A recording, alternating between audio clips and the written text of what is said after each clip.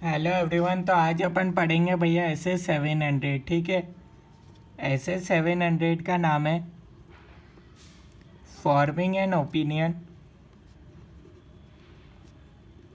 And reporting on financial statements.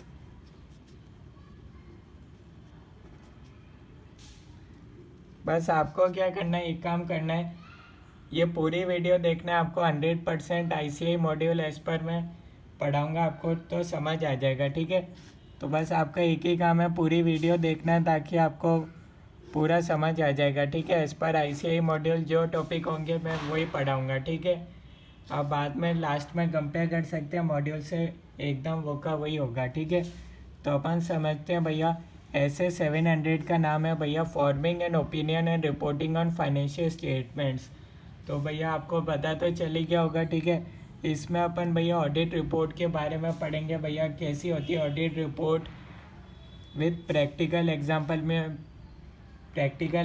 भी आपको बताऊंगा। ठीक है, तो सबसे पहले अपन जान लेते हैं भैया, यहाँ लिखा हुआ है फॉर्मिंग एन ओपिनियन। ठीक है, तो अपन देख लेते हैं भैया टाइप ऑफ ऑडिट ओपिनियन। ठीक है, ये तो भैया सबको पता है, ऑडिटर ओपिनियन देता है। ठीक है, फाइनेंशियल स्टेटमेंट्स पर। तो भैया अब अपन को देखना है भैया ओपिनियन कितने तरह, टाइप ऑफ ऑडिट ओपिनियन कितनी होती है। ठीक है, कितने टाइप्स होते हैं, तो भैया इसका आंसर है 2। पहली होती है भैया अनमॉडिफाइड ओपिनियन और सेकंड होती है भैया मॉडिफाइड ओपिनियन। जी हाँ दोस्तों, आपने बिल्कुल सही सुना, 2 तरह की ऑडिट ओपिनियन ही होती है, एक होती है अनमॉडिफाइड और एक होती है मॉडिफाइड। अनमॉडिफाइड का एक और नाम है अनक्वालिफाइड, या फिर इसको बोल दो क्लीन ओपिनियन। ठीक है, और मॉडिफाइड के भैया 3 टाइप्स होते हैं। ठीक है, पहला होता है भैया क्वालिफाइड, सेकंड होता है एडवर्स और तीसरा होता है भैया डिस्क्लेमर। ठीक है, तो आपने अभी तक देखा होगा भैया, अपन ने देखा टाइप ऑफ ऑडिट ओपिनियन 2 होती है, एक होता है अनमॉडिफाइड और एक होता है मॉडिफाइड। अनमॉडिफाइड का नाम है ये, अनक्वालिफाइड और अनक्वालिफाइड को कह दो क्लीन ओपिनियन। ठीक है, ये इसका नाम है, टाइप नहीं है। ठीक है, इसको टाइप मत समझ लेना। और मॉडिफाइड ओपिनियन में 3 टाइप्स होते हैं, क्वालिफाइड, एडवर्स, डिस्क्लेमर। ये तीनों भैया मॉडिफाइड कैटेगरी के अंदर आते हैं। ठीक है, बस आपने बेसिक समझ लिया। अब अपन देखते हैं भैया इसके आगे एक और बेसिक वर्ड आपने देखा होगा भैया। देखो, क्लीन ओपिनियन होती है एकदम, मतलब फर्स्ट कैटेगरी, यानी कि आप बोल सकते हो भैया फाइनेंशियल स्टेटमेंट्स के अंदर भैया कोई भी मिस स्टेटमेंट नहीं है। ठीक है, आप इसको इस तरीके से समझते होंगे।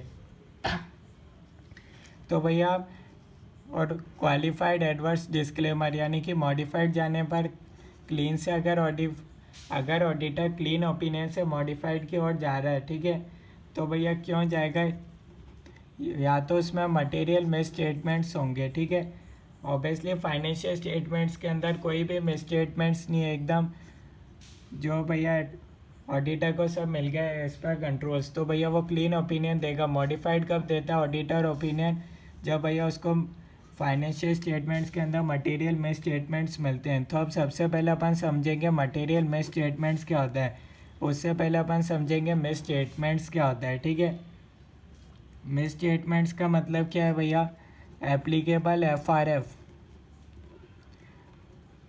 Financial reporting framework. ठीक है, इसमें आते हैं भैया इंडेस या फिर ES प्लस शेड्यूल 3। ठीक है,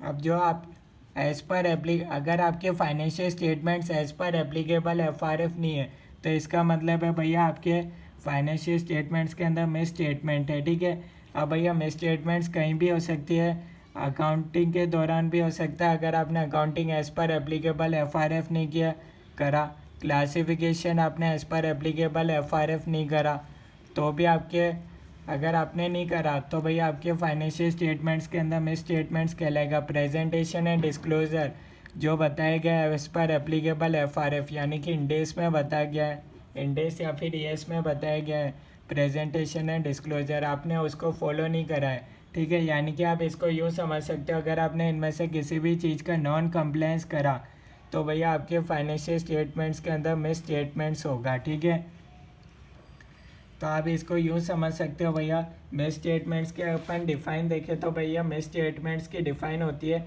when there is a difference between reporting, classification, presentation and disclosure as required per applicable FRF। ठीक है, इंडेस एस में बता रखा है भैया इस तरीके से प्रेजेंटेशन डिस्क्लोजर करना है, इस तरीके से क्लासिफिकेशन करना है, इस तरीके से अकाउंटिंग करनी है।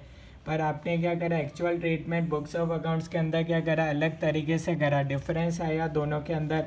तो भैया ये कहलाएगा मिस स्टेटमेंट। ठीक है, अब every miss statement is not material miss statement. Obviously कहीं छोटी सी मिस्टेक हो सकती है, वो ज़रूरी नहीं हो कि भैया आपके फाइनेंशियल स्टेटमेंट्स पर, ऑडिट ओपिनियन पर भैया कोई ज़्यादा इफेक्ट डाले, उसके इम्प्लीकेशंस लार्ज नहीं हो, इसलिए ये लाइन लिख रहा है कि every miss statement is not material miss statement. ठीक है, अब पर अपन तो देख रहे थे भैया मटेरियल मिस स्टेटमेंट समझ आ गया। अब देखते हैं भैया मटेरियल मिस स्टेटमेंट क्या होता है।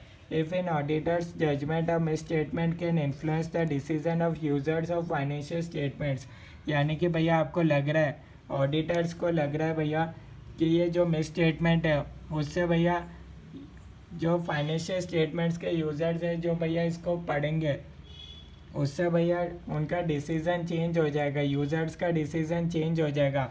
तो भैया ये मिस स्टेटमेंट कहलाएगा मटेरियल मिस स्टेटमेंट। ठीक है, अभी तक अपन ने 3 चीज़ें देखी। पहला पढ़ा था, बेसिक चीज़ें पढ़ रहे हैं अपन सबसे पहले इसके अंदर।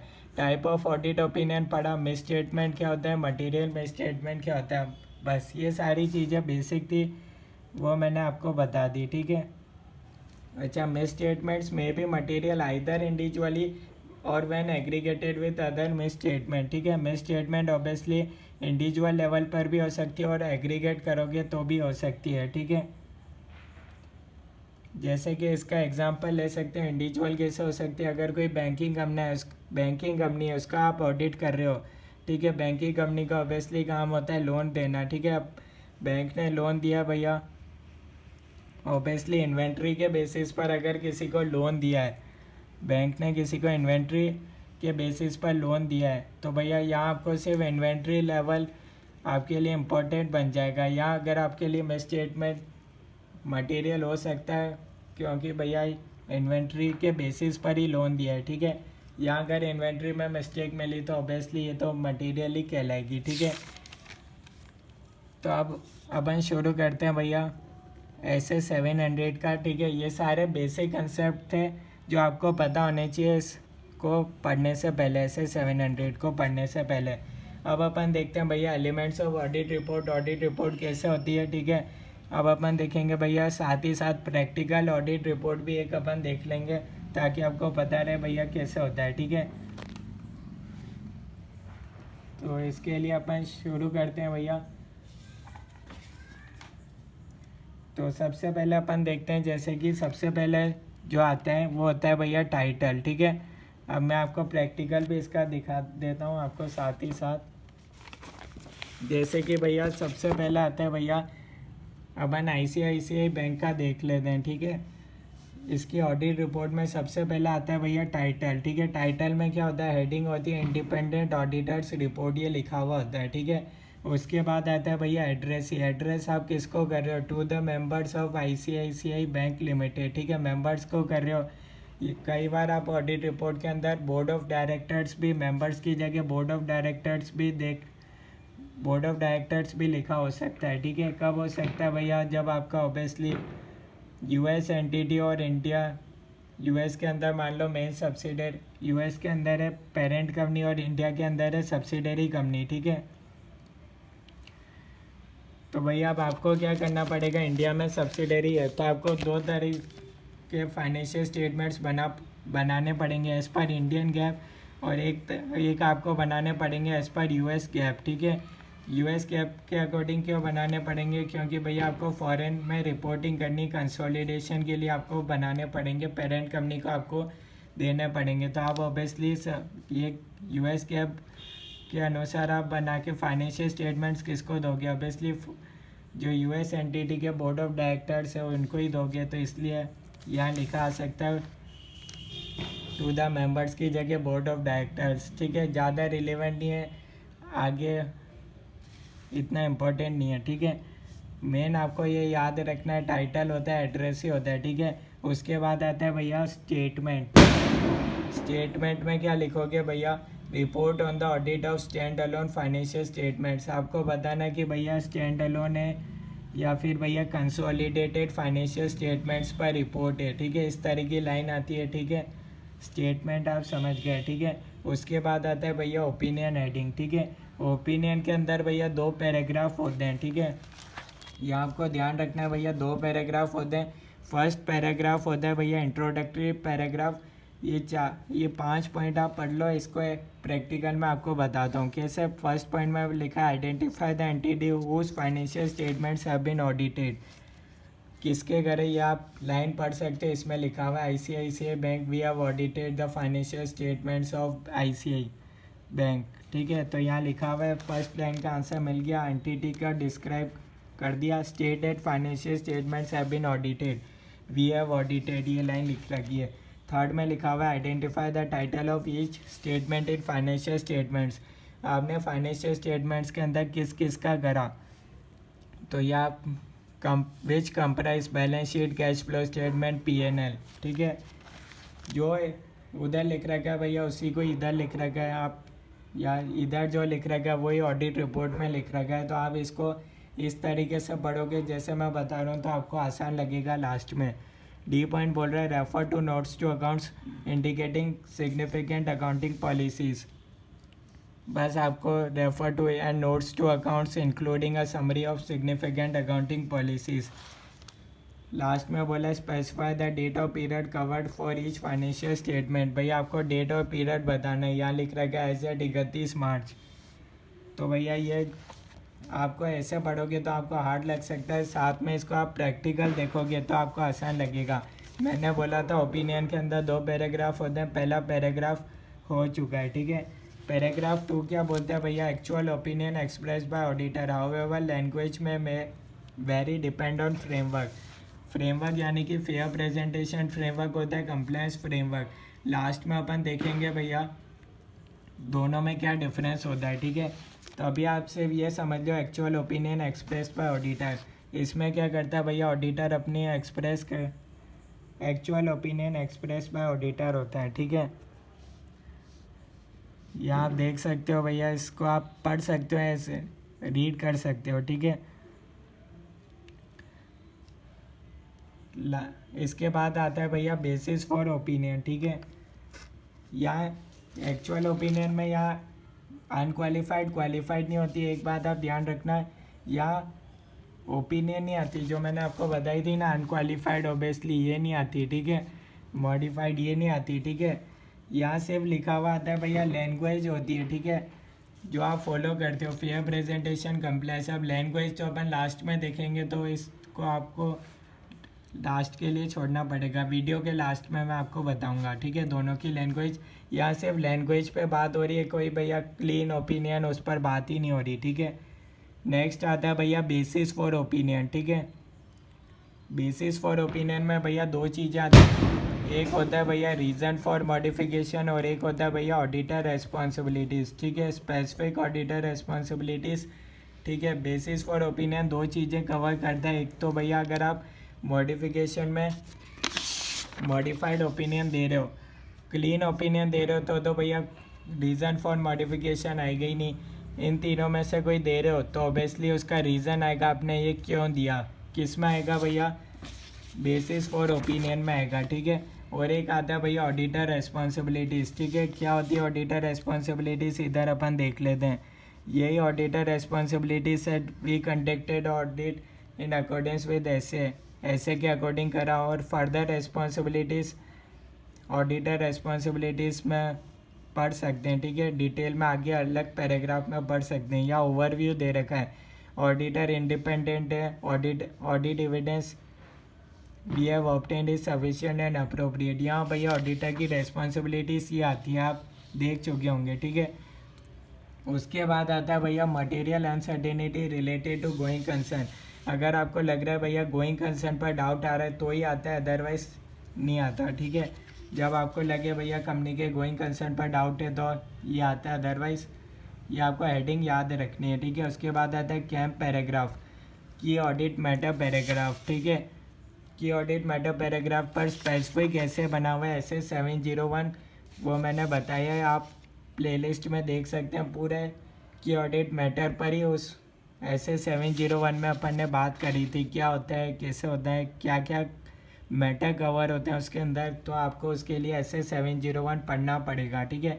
सिर्फ अपन अभी ऑडिट रिपोर्ट का फॉर्मेट पढ़ रहे हैं, ऑडिट रिपोर्ट के अंदर क्या क्या चीज़ें आ रही है वो बता रहा हूँ, ठीक है। तो ये आपको वहाँ मिल जाएगा, ठीक है। उसके बाद आता है emphasis of other emphasis of matter paragraph, ठीक है। ये अपन ऐसे 706 में ऑलरेडी पढ़ चुके हैं, ठीक है। आप देख सकते हैं भैया चैनल के प्लेलिस्ट में आपको मिल जाएगा, ऐसे वाइज मैंने बता रखा है, ठीक है। ऐसे 706 और आपको ऐसे 701 वहाँ से देखना है। उसके बाद आता है भैया अदर इन्फॉर्मेशन, ठीक है। अदर इन्फॉर्मेशन का यहाँ आपको मतलब देखना है भैया, साथ ही साथ मैं आपको प्रैक्टिकल भी बता देता हूँ, ठीक है। तो आपको बहुत आसान तरीके से समझ आ जाएगा, ठीक है। देखो अदर इन्फॉर्मेशन में क्या आता है भैया, इसका ऐसे नंबर बताऊँ तो ऐसे 720 होता है, ठीक है। पर मैं आपको बता देता हूँ इसमें होता क्या है, ठीक है। अदर इन्फॉर्मेशन में क्या आता है, देखो भैया जो इधर ठीक है, तो अपन बात कर रहे हैं भैया अदर इन्फॉर्मेशन की, ठीक है। अदर इन्फॉर्मेशन यानी कि भैया audit report and financial statements पर भैया दोनों किसके अंदर आते हैं भैया, एनुअल रिपोर्ट के अंदर, ठीक है। Audit report and financial statements किसके अंदर आते हैं भैया, एनुअल रिपोर्ट में। पर एनुअल रिपोर्ट के अंदर अदर इन्फॉर्मेशन भी इंक्लूड होती है, ठीक है। इसमें ये बोला गया है जो भी अदर इन्फॉर्मेशन होती है भैया ऑडिटर उस पर, तो ऑडिटर तो भैया फाइनेंशियल स्टेटमेंट्स पर ओपिनियन दे रहा है, अदर इन्फॉर्मेशन पर कंपनी से रिलेवेंट ऑब्वियसली और भी इन्फॉर्मेशन होगी, ऐसा तो है नहीं कि भैया अदर मैटर्स भी होंगे कंपनी में। ऑडिटर क्या करता है भैया, अगर ये बात नहीं बताएगा, लोग तो एनुअल रिपोर्ट पढ़ेंगे, लोगों को क्या लगेगा ऑडिटर ने ये पूरी अदर इन्फॉर्मेशन को भी वेरीफाई करा है, तो इधर ऑडिटर ये बताता है भैया कि भैया इसके लिए बोर्ड ऑफ डायरेक्टर्स इस रेस्पॉन्सिबल, ऑडिटर यहाँ रेस्पॉन्सिबल नहीं है कि अदर इन्फॉर्मेशन के अंदर कल को अगर कोई मिस्टेक निकली तो उसके लिए वो रेस्पॉन्सिबल नहीं है, ठीक है। आइए लाइन पढ़ते हैं, the bank's board of directors are responsible for other information. यहाँ अपन ऑब्वियसली ICICI बैंक की बात कर रहे थे, ठीक है। तो यहाँ पहली लाइन में ये लिख दिया, ठीक है, does not include the annual report is our opinion does not cover other information and we will not express any form of assurance conclusion, ठीक है। बस जो बोला वही आपको मिल गया देखने को, ठीक है। अदर इन्फॉर्मेशन के बाद आता है भैया दो की रेस्पॉन्सिबिलिटी आती है, एक तो होता है मैनेजमेंट रेस्पॉन्सिबिलिटी और एक होता है भैया ऑडिटर रेस्पॉन्सिबिलिटी, ठीक है।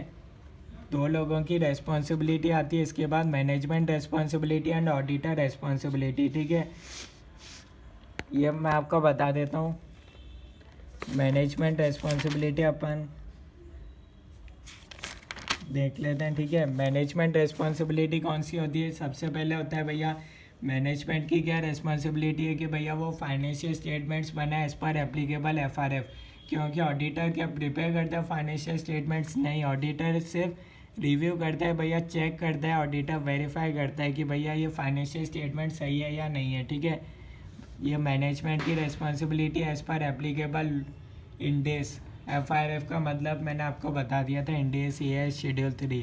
Design and implement internal control, management की जिम्मेदारी है कि भैया वो इंटरनल कंट्रोल लगाए, ठीक है, और वो वर्क कर रहे हैं, वो भी मैनेजमेंट की रेस्पॉन्सिबिलिटी है। Performing assessment to of entity's ability to continue as going concern, ठीक है। भैया मैनेजमेंट की भैया ये जिम्मेदारी है कि भैया वो हर साल एक असेसमेंट करवाए रिलेटेड टू गोइंग कंसर्न, ताकि भैया कंपनी में कोई ऐसे ड्यूरिंग द ईयर भैया कोई ऐसे सिग्निफिकेंट इवेंट्स तो नहीं हुए जिससे भैया कंपनी बंद हो जाए, ऐसे तो कोई घटना नहीं हुई कंपनी के साथ। बस ये 3 पॉइंट आपको याद रखने हैं, ठीक है।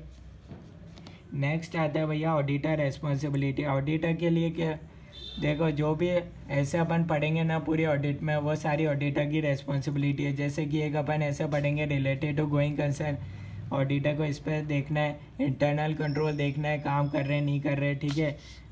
अकाउंटिंग पॉलिसी देखना है भैया अप्रोप्रिएट है या नहीं है, ठीक है।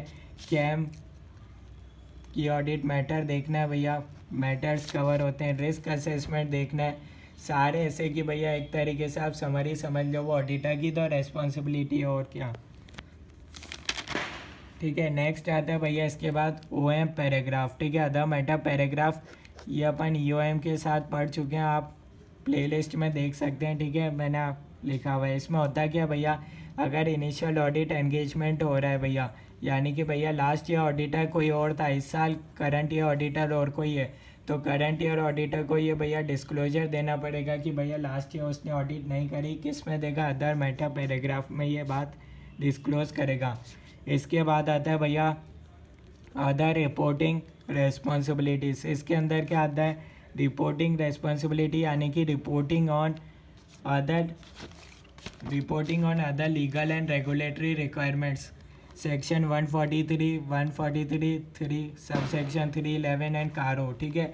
ये अपने कोर्स में है तो ऑब्वियसली आपको चिंता करने की बात नहीं है, ये अपन डिटेल में ये पढ़ेंगे ये सारी चीज़ें, ठीक है। बस आप यूँ समझ सकते हो भैया लीगल एंड रेगुलेटरी रिक्वायरमेंट्स पर रिपोर्टिंग देना है, ठीक है। ये आप पढ़ सकते हो अगर आपका पढ़ने का मन है कैसे होता है प्रैक्टिकल तो, ठीक है। अदरवाइज अपन इसके अंदर पढ़ेंगे सेक्शन 143 कारो के अंदर क्या है, ठीक है। बस इसके बाद क्या आता है, इसके बाद आता है फॉर्म नेम आता है, लास्ट में फॉर्म रजिस्ट्रेशन नंबर आएगा, पार्टनर नेम आएगा, मेंबरशिप नंबर आएगा पार्टनर का, प्लेस आएगा, डेट आएगा, सिग्नेचर आएगा। सिग्नेचर के लिए आपको कुछ बातें ध्यान रखनी है, जैसे कि भैया सिग्नेचर कौन करेगा, CA करेगा जिसके पास COP होगा, ठीक है। और सिग्नेचर वही कर सकता है जो भैया फॉर्म का पार्टनर हो, ठीक है। ऑब्वियसली ऐसा नहीं कि भैया जो ऑडिट में इन्वॉल्व ही नहीं है वो कर रहा है। हाँ ऐसा हो सकता है भैया जो भी पर्सन ऑडिट कर ही नहीं रहा है उसके अलावा फॉर्म का दूसरा पार्टनर साइन कर दे, ऐसा पॉसिबल है, क्योंकि भैया लिमिट होती है, आपने आगे पढ़ोगे जाके कि एक CA कितने कर सकता है ऑब्वियसली ऑडिट रिपोर्ट साइन, ठीक है।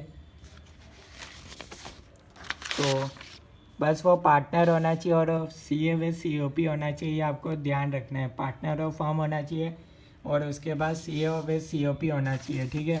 CA होना चाहिए और COP होना चाहिए, प्रैक्टिस कर रहा हो यानी कि,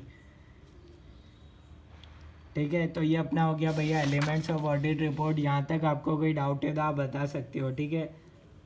अब एक बात मैंने आपको बताई थी भैया, यहाँ मैंने आपको बोला था भैया इस पर डिस्कस करेंगे। फेयर प्रेजेंटेशन फ्रेमवर्क क्या होता है, कंप्लायंस फ्रेमवर्क क्या होता है, आप करते हैं fair presentation framework, compliance framework, ठीक है। क्या होता है अब यहाँ पर अपन डिस्कस करेंगे, लैंग्वेज क्या होती है, ये अपन सारी चीज़ें यहाँ डिस्कस करेंगे, ठीक है। देखो फेयर प्रेजेंटेशन फ्रेमवर्क क्या बोलता है भैया, इंडेस AS प्लस शेड्यूल 3 आपको फॉलो करने, ठीक है। ये बोल रहा है भैया कंप्लायंस करना है आपको, इस चीज़ इनका कंप्लायंस करना है, इन चीज़ों का आपको कंप्लायंस करना है। पर कई कई जगह आपको लग रहा हो कि भैया बहुत सारे AS आप ऑलरेडी पढ़ चुके होंगे, ठीक है, इंडेस भी पढ़ चुके होंगे, तो कहीं आपको लग रहा है ड्यूरिंग ऑडिट, ठीक है, कहीं आपको लग रहा है भैया डिपार्चर करना पड़ेगा स्पेसिफिक ऐसे से। क्यों कर रहे हो आप डिपार्चर, ताकि आपके भैया फाइनेंशियल स्टेटमेंट्स बेटर वे में प्रेजेंटेशन हो सके, उनका बेटर प्रेजेंटेशन के लिए आपको लग रहा है भैया डिपार्चर करना पड़ेगा, जो है इनमें बोला हुआ है लॉस में, ठीक है। कोई स्पेसिफिक लग रहा है भैया आपको लग रहा है डिपार्चर करना पड़ेगा, क्यों, ताकि भैया बेटर प्रेजेंटेशन हो सके। तो आप भैया फेयर प्रेजेंटेशन फ्रेमवर्क में कर सकते हो। कंप्लायंस फ्रेमवर्क के अंदर क्या होता है भैया, जैसे कि US गैप होता है, इसका एग्जांपल है, यहाँ आपको जो बोला है वही आपको फॉलो करना है। जैसे कि भैया इंडेस में बोला हुआ है ये फॉलो करना है तो वो फॉलो करना है। आप चाह रहे हो डिपार्चर कर लें भैया, जहाँ आपको लग रहा हो बेटर प्रेजेंटेशन होगा तो भी आप नहीं कर सकते, ठीक है। तो ये दोनों में डिफरेंस होता है, आपको पता होना चाहिए, ठीक है। अब मैंने यहाँ पर बोला था भैया इसकी actual opinion express by auditor, ठीक है। ओपिनियन का सेकंड पैराग्राफ में अपन ने ये बात करी थी भैया, यहाँ लैंग्वेज लिखी होती है, ठीक है। अगर आपके भैया financial statements as per fair presentation framework है तो आपकी भैया इस तरीके से लाइन ऑडिटर ये लैंग्वेज यूज़ करेगा। कहाँ यूज़ करेगा? ऑब्वियसली बताया था ओपिनियन के सेकंड पैराग्राफ में। Financial statements give a true and fair view on financial statements और financial statements are presented fairly in all material respects. अगर अगर आपने कंप्लेक्स फ्रेमवर्क लिखा है तो आप ये लाइन यूज़ करेगा auditor. Financial statements are prepared in all material respects. ठीक है, ये लैंग्वेज अब बता रहा हूँ। ठीक है, तो ऐसा मत बोलना भैया बताई नहीं थी, लास्ट में बता दी। ठीक है, अब भैया ये सब अपना हो गया एलिमेंट्स ऑफ ऑडिट रिपोर्ट। अब भाई बिफोर एक्सप्रेसिंग ऑडिटर ओपिनियन करे उसके लिए स्पेसिफिक इवैल्यूएशंस दे रखे हैं, यानी कि कुछ बातों का ऑडिटर को ध्यान रखना है बिफोर एक्सप्रेसिंग एनी ओपिनियन। ठीक है, कोई भी ओपिनियन दे भैया कुछ बातें पहले ध्यान रखनी है, 5 चीज़ें ध्यान रखनी है भैया। पहला, adequate disclosure of significant accounting policy. जो अकाउंटिंग पॉलिसी यूज़ हुई है उसका भैया आपको डिस्क्लोजर देना है। ऐसी सिग्निफिकेंट इन्फॉर्मेशन जो ऑब्वियसली यूज़र के लिए इंपॉर्टेंट है उसका आपको डिस्क्लोजर देना है। अकाउंटिंग पॉलिसीज कंसिस्टेंट है कैसे एज पर एप्लीकेबल FRF है ये आपको देखना है। अकाउंटिंग एस्टिमेट्स यानी कि भैया प्रोविज़न आपके रीजनेबल बनाए या नहीं बनाए ये देखना है। टर्मिनोलॉजी यानी कि भैया current assets, non current assets, obviously format आपको ध्यान रखना है। Information presented is reliable, relevant, comparable and understandable. ठीक है, इन्फॉर्मेशन आपको सही से प्रेजेंट करना है, इस पर एप्लीकेबल FRF प्रेजेंट करना है, ये बातें आपको ध्यान रखना है। इस पर क्वेश्चन आ सकता है। ठीक है, तो ये बात आपको ध्यान रखनी है। ठीक है, ये भैया क्वेश्चन अलग से है। ठीक है, इसके अलावा है तो ये आपको ध्यान रखना है, इस पर स्पेसिफिक क्वेश्चन बन सकता है। ठीक है, तो ये अपन ने ऐसे 700 कवर कर लिया। कहीं आपको डाउट लग रहा हो तो आप कमेंट्स के अंदर बता सकते हो कैसा लगा है भैया। और ऐसे का आपको ऐसे अदर ऐसे का भी आपको एक्सप्लेनेशन चाहिए तो आप बता सकते हो। ओके।